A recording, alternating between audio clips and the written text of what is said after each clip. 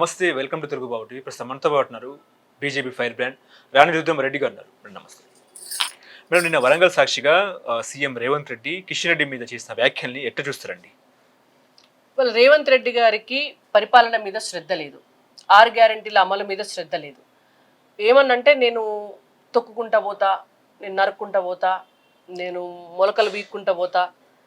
ఎవరన్నా ముఖ్యమంత్రి ఉంటే నేను చెట్లు మొలిపిస్తా అని చెప్పాలా, ఇవాళ పచ్చదనాన్ని తెలంగాణ రాష్ట్రంలో తీసుకొస్తా అని చెప్పి, నేను పలానోళ్ళ మొక్కను మొలవనియ్యను, నేను పలానోళ్ళని వేసిపడి పండబెట్టి తొక్కుతా, వీళ్ళని లేకుండా చేస్తా, వాళ్ళ ఇండ్లు గులగొడతా. ఇదంతా నెగిటివ్ యాటిట్యూడ్ ఇదంతా. ఇది ఏమంటారు, ముఖ్యమంత్రి అంటే ప్రజలందరూ కూడా, పక్క పార్టీ వాళ్ళు కూడా ముఖ్యమంత్రి మా ముఖ్యమంత్రి అని భావించాలి.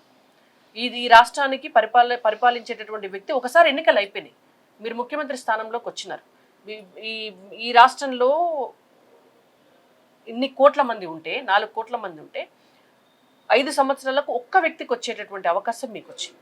కాబట్టి గౌరవప్రదంగా, మర్యాదగా పరిపాలన మీద శ్రద్ధ పెట్టి ప్రజలకు ఏం కావాలనో చేసి, అట్లా ఆయన మంచి ముఖ్యమంత్రి అని అనిపించుకోవాలి. ప్రతిపక్షాలతో కూడా పలానా రేవంత్ రెడ్డి గారు పలానా పని చేస్తే మంచిగా చేసిండ్రండి అని ప్రతిపక్షాలు కూడా మెచ్చుకోవాలి. అంతేగాని నువ్వు చేసే పని అంతా కూడా ఏమీ చేయకుండా పక్కకు వాడేసి ఇవాళ మందిని తిట్టుడే పనిగా పెట్టుకుంటే, మందిని ముఖ్యమంత్రి ఏందండి, రోడ్డు మీద పెట్టాడు కూడా తిడతాడు. వాళ్ళకి మీకు ఏం తేడా ఉన్నది? ప్రజాధనం ఖర్చు పెట్టి, లక్షల కోట్లు వేల కోట్లు ఖర్చు పెట్టి, నిన్న జరిగినటువంటి వరంగల్ సభ కూడా ప్రభుత్వ సభ. మీరు ప్రభుత్వ డబ్బు ఖర్చు పెట్టి ప్రభుత్వ విజయోత్సవ సభ పెట్టినారు, మీరు మహిళా విజయోత్సవ సభ పెట్టినారు, మీరు వేల మంది మహిళలను అక్కడికి తరలించి ఒక సభ పెట్టినారు. మీరు ప్రభుత్వ డబ్బు ఖర్చు పెట్టారు, ప్రజల డబ్బు ఖర్చు పెట్టి నువ్వు ప్రతిపక్షాలను తిట్టేటందుక అన్ని కోట్ల రూపాయలు వెచ్చిచ్చింది.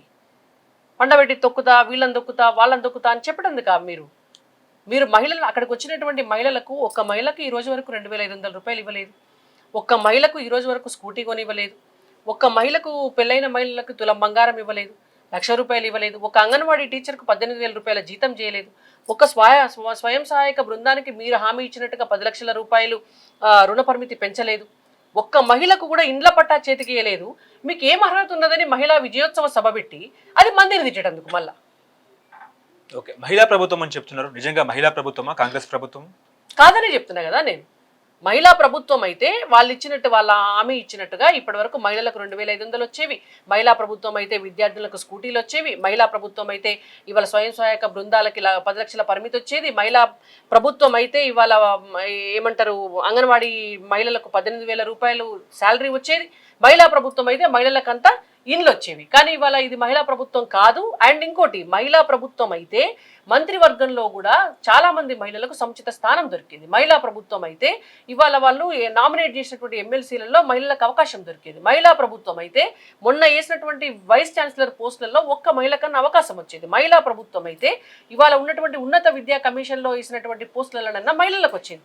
మీరు ఎక్కడ మహిళలకు అవకాశం ఇవ్వకుండా ఇవాళ కనీసం ఇవాళ రాష్ట్రంలో మహిళా రక్షణకు ఒక హోంమంత్రి కూడా లేనటువంటి దుర్భరమైనటువంటి పరిస్థితిలో తెలంగాణ రాష్ట్రంలో ఉన్నటువంటి కాంగ్రెస్ ప్రభుత్వం, మహిళా ప్రభుత్వం ఎట్లయితే ఇది మహిళా వ్యతిరేక ప్రభుత్వం, మహిళలని వంచినటువంటి ప్రభుత్వం.